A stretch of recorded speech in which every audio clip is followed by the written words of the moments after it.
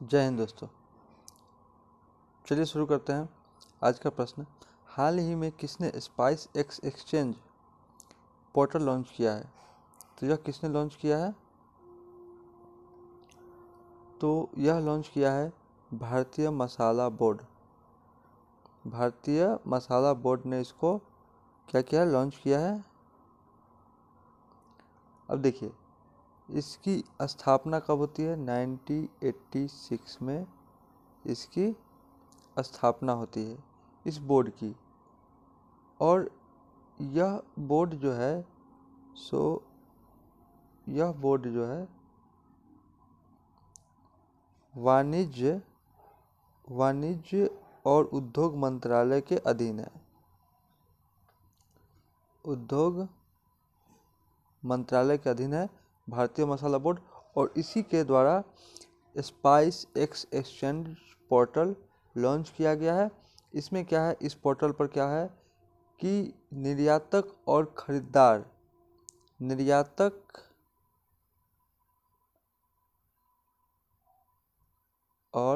खरीदार की मीटिंग इसी पोर्टल पर ऑनलाइन की जाएगी, कर सकते हैं। इसीलिए इस बोर्ड ने स्पाइस एक्सचेंज पोर्टल नामक स्पाइस एक्सचेंज नामक एक पोर्टल लॉन्च की है। यदि पूछा जाए कि मसालों का सबसे बड़ा उत्पादक, निर्यातक या उपभोक्ता कौन है, तो यह खुद भारत ही क्या है? यह खुद भारत ही मसालों का सबसे बड़ा उत्पादक, निर्यातक और उपभोक्ता है। इसलिए भारत को स्पाइस बॉल ऑफ वर्ल्ड कहा जाता है। क्या कहा जाता है? स्पाइस बॉल ऑफ वर्ल्ड कहा जाता है। चलिए अगला प्रश्न देखते हैं। अगला प्रश्न है, हाल ही में Punjab and Maharashtra cooperative bank का विलय किसके साथ किया गया? तो यह यूनिटी स्मॉल फाइनेंस बैंक द्वारा किया गया। यह क्या है कि पीएमसी में वित्तीय गड़बड़ी के कारण बोर्ड ने इसका विलय यूनिटी स्पाइस बैंक में कर दिया गया। सीधा सीधी समझिए, वित्तीय गड़बड़ी के कारण इस बैंक का विलय यूनिटी स्मॉल फाइनेंस बैंक में किया गया। और यदि पूछा जाए कि वित्तीय समावेशन की सबसे बड़ी योजना कौन सी है, तो वह है जनधन योजना। याद रखेंगे। चलिए इससे पहले एक और प्रश्न इसमें देखते हैं कि इसका जो विलय हुआ, इसे अब सबसे पहले देखते हैं। यदि आरबीआई की बात करें तो आरबीआई का राष्ट्रीयकरण कब होता है? 1 जनवरी 1949 को इसका राष्ट्रीयकरण होता है। फिर क्या होता है कि 14 बैंकों का राष्ट्रीयकरण कब होता है? 1969 में। फिर क्या होता है? फिर 6 बैंक का राष्ट्रीयकरण कब होता है? 1980 में। और इसी समय इससे पहले भी हम लोग देखते हैं 3 जो बैंक था, कोलकाता प्लस बॉम्बे प्लस मद्रास, तीनों बैंक का नाम था 1921 में इम्पेरियल बैंक ऑफ इंडिया। और इसका 1955 में क्या किया गया? राष्ट्रीयकरण करके इसका नाम रखा गया एसबीआई। चलिए अगला प्रश्न देखते हैं। 27 जनवरी 2022 को पहले भारत मध्य एशिया शिखर सम्मेलन की मेजबानी किसने की? तो यह मेजबानी की नरेंद्र मोदी ने, भारत के प्रधानमंत्री। यह सम्मेलन पहली बार किया गया। यह फर्स्ट टाइम यह सम्मेलन हुआ, पहली बार। और यह क्या है कि संबंधों की 30वीं वर्षगांठ के उपलक्ष्य में इसका आयोजन किया गया। हम लोग जानते थे कि मध्य एशियाई में जो 5 कंट्री है, जो 5 देश है, यह 26 जनवरी में भारत अतिथि के रूप में आने वाले थे। लेकिन कोरोना ओमिक्रॉन जैसी परिस्थिति के कारण ये लोग नहीं आए। तो इसी के उपलक्ष्य पे इस भारत और मध्य एशिया के बीच जो संबंध है, इसकी 30वीं वर्षगांठ के उपलक्ष्य पर इसका आयोजन किया गया था, शिखर सम्मेलन का। और इसकी मेजबानी किसने की थी? नरेंद्र मोदी ने। ठीक, यह ऑनलाइन किया गया था। यदि बोले कि मध्य एशियाई देश कौन कौन से है, तो हम लोग इसका नाम याद रखेंगे। पहला है कजाकिस्तान, उज्बेकिस्तान, किर्गिस्तान,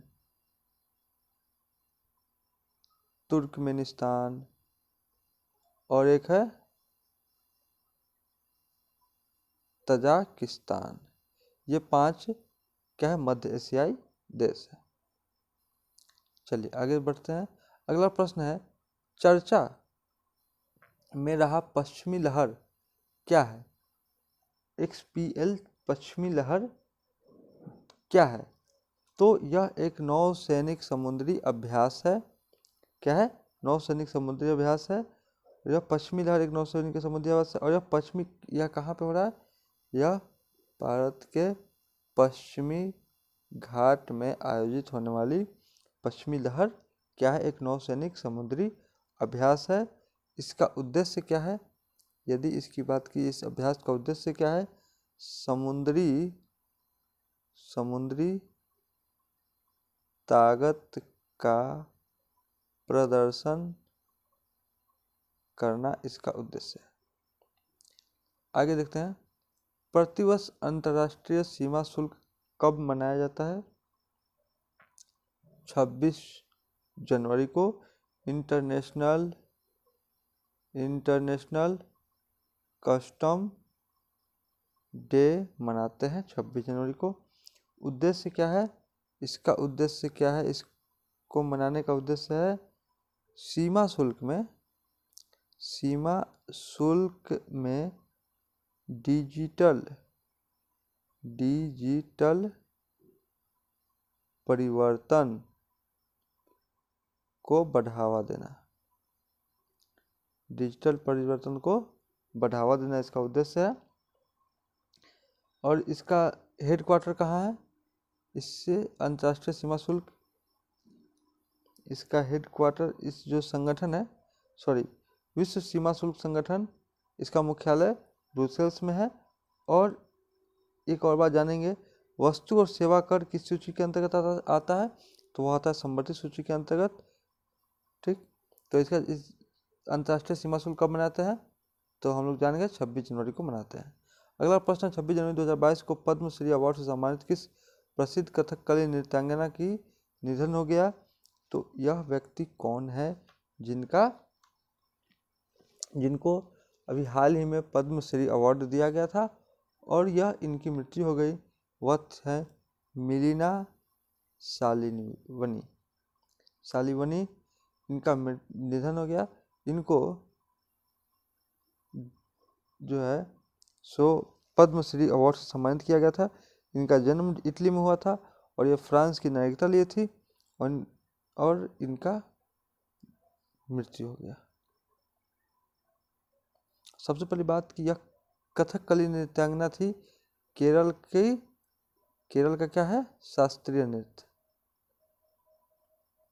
केरल का शास्त्रीय नृत्य है क्या? कथकली। ठीक, चलिए आगे बढ़ते हैं। अगला प्रश्न है, किस राज्य के पूर्व मुख्यमंत्री बुद्धदेव भट्टाचार्य ने पद्म भूषण पुरस्कार 2022 को लेने से इनकार कर दिया? तो वह है पश्चिम बंगाल के पूर्व मुख्यमंत्री, जिन्होंने यह पुरस्कार लेने से मना कर दिया। और एक और है जिन्होंने मना किया, वह है संध्या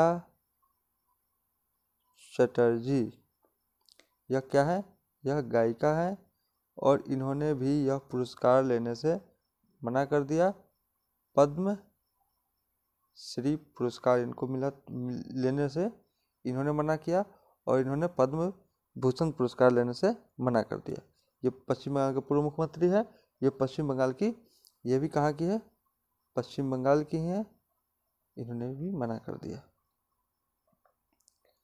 चलिए अगला प्रश्न, हाल ही में भारत ने किस देश के साथ राजनयिक संबंधों को चिन्हित करने के लिए स्मारक लोगों का लॉन्च किया है? वह है इजराइल।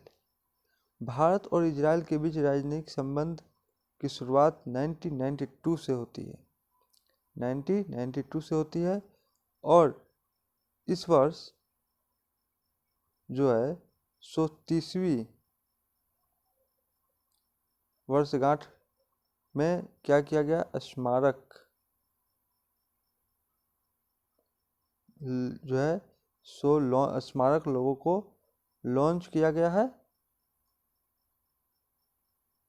गया है, इसी के कारण। इस लोगो में क्या है, कि जो इजराइल में जो तिरंगा का झंडा है, डेविड का सितारा और भारत का अशोक चिन्ह, इसको दर्शाया गया है इस लोगो में। अगला प्रश्न है, आंध्र प्रदेश सरकार ने राज्य में निम्नलिखित में कितने नए जिलों का गठन की मंजूरी दी? तो वह है 13। भारत का पहला भाषाई आधार पर राज्य बनने वाला है कौन? आंध्र प्रदेश, पहला भाषाई आधार पर।